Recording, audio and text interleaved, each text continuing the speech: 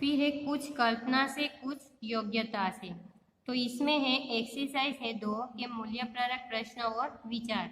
तो ये हमको सिर्फ समझना है कि पहला क्वेश्चन है वो आप लिख सकते हो कि पर्यावरण प्रदूषण पर एक अनुच्छेद लिखिए। अनुच्छेद यानी पैराग्राफ लिखना है। तो यहाँ पे आपको एक पैराग्राफ दिया है और एक पैराग्राफ है अनुच्छेद कि पर्यावरण प्रदूषण, वो एक मैं आपको बता देती हूँ कि पर्यावरण प्रदूषण की मनुष्य की वैज्ञानिक खोजों ने उन्नति के साथ साथ प्रदूषण को भी जन्म दिया है कि अपनी भौतिक सुख सुविधाओं की प्राप्ति के लिए मनुष्य ने उद्योगों का विकास किया है। नगरों, महानगरों, ग्रामों के लिए निर्माण के लिए जंगलों को साफ किया है कि नदियों पर बांध बनाया और परिवहन के साधनों का विकास किया है। लेकिन इन सबसे नुकसान स्वयं किसका है? मनुष्य का ही है। पेड़ पौधों के कटाव ने पर्यावरण में प्रदूषण की मात्रा बढ़ा दी है कि कार्बन की अधिकता ने पृथ्वी के तापमान को भी बढ़ा दिया है। कारखानों, गाड़ियों, ईंधन आदि के धुएं से फेफड़ों के रोग होते हैं, आंखें खराब होने लगी है। यदि पर्यावरण इसी तरह प्रदूषित होता रहा तो जल्दी ही इस धरती का अस्तित्व मिट जाएगा कि हमें धरती को क्या करना है? बचाना होगा। उसके लिए हमें क्या करना है? अधिक से अधिक वृक्ष लगाकर उनका संरक्षण करना होगा कि वन्य जीव जंतुओं को बचाते हुए आसपास के वातावरण को भी स्वच्छ बनाना होगा और नदियों का पानी भी साफ रखना होगा और धुएं आदि से धरती को बचाना होगा। तभी हम स्वच्छ पर्यावरण में सांस लेते हुए स्वस्थ रहेंगे और धरती के जीवन को बचा पाएंगे। फिर है दूसरा क्वेश्चन है विज्ञान की उन्नति ही प्रदूषण का कारण है। इस विषय पर अपने विद्यालय में एक वाद विवाद प्रतियोगिता आयोजित कीजिए। तो वो आपको स्वयं करना है कि विज्ञान की उन्नति के कारण प्रदूषण की क्या असर होता है, प्रदूषण का कारण है।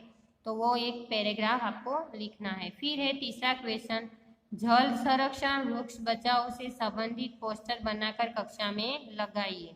तो वो नहीं करना है। बाद में क्वेश्चन 4 कक्षा को 4 भागों में बांटिए। हर समूह एक एक प्रदूषण का मॉडल बनाकर उसकी जानकारी लिखिए। बाद में है तो वो भी नहीं करना है। बाद में हम जब स्कूल स्टार्ट होगी तब ही हम ये एक्टिविटी कराएंगे। बाद में है मूल्य प्ररक प्रश्न और विचार। पहला है आपके विचार से क्या वन्य जीवन खतरे में है? यदि हाँ तो क्यों? तो है ना कि वन्य जीवन अभी खतरे में ही है, पर क्यों? तो कि वन्य जीवन खतरे में है कि मानव ने अपने हितों की पूर्ति के लिए, कि अपनी इच्छाओं की पूर्ति के लिए वनों को क्या किया है? काट दिया है और वन्य जीवन को खतरे में डाल दिया है कि जो पशु पक्षी वहाँ पे रहते हैं उसका निवास भी छीन गया है। फिर है दूसरा क्वेश्चन प्रदूषण की रोकथाम के लिए आप अपने स्तर पर क्या उपाय कर सकते हैं? कि प्रदूषण को रोकने के लिए आप क्या कर सकते हो?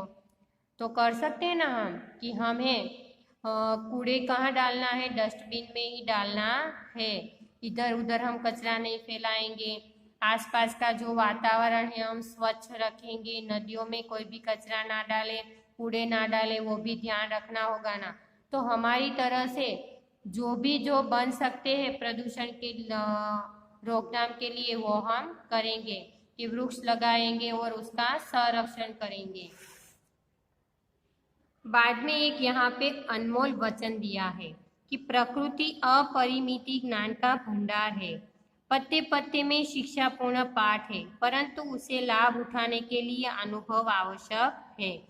उसका जो ये वचन लिखा है उसका है हरिओत। तो इसने ये अनमोल वचन लिखे हैं कि प्रकृति अपरिमित ज्ञान का भंडार है, पत्ते पत्ते में शिक्षापूर्ण पाठ है, परंतु उसे लाभ उठाने के लिए अनुभव यानी एक्सपीरियंस आवश्यक है।